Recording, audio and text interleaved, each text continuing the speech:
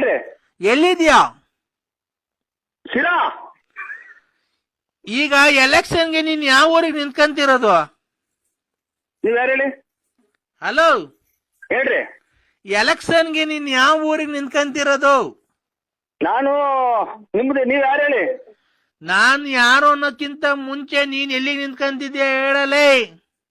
ಇದು ನಾವು ಬೂನಹಳ್ಳಿ ಪಂಚಾಯತಿ ನಿಂತ್ಕಂತೀಯಾ?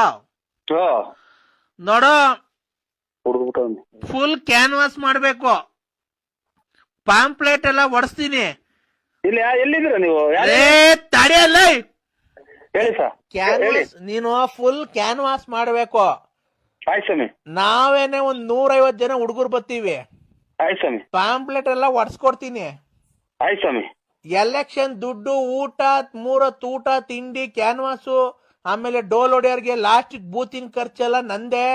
ಎಷ್ಟನ ಆಗ್ಲಿ ನೋಡೋ, ನಾನ್ ಕೈಯಿಂದ 350 ರೂಪಾಯಿ ಕೊಡ್ತೀನಿ. 350 ರೂಪಾಯಿ 1 ರೂಪಾಯಿ ಮಿಗಿಸ್ಕೊಂಬಿಡ, ಎಲ್ಲಾ ಖರ್ಚು ಮಾಡ್ಬಿಡು. ನೀನ್ ಎಲೆಕ್ಷನ್ ಗೆಲ್ಬೇಕಷ್ಟೇ. ಯಾವ ಉಚ್ಚಾಸ ಹೇಳಿ. 350 ಎಷ್ಟು? 350 ರೂಪಾಯಿ ಕೊಡ್ತೀನಿ, ಫುಲ್ 1 ರೂಪಾಯಿನೂ ಮಡಿಕೊಂಬೇಡ. 350 ರೂಪಾಯಿ 1 ರೂಪಾಯಿ ಮಾಡಿಕೊಂಡು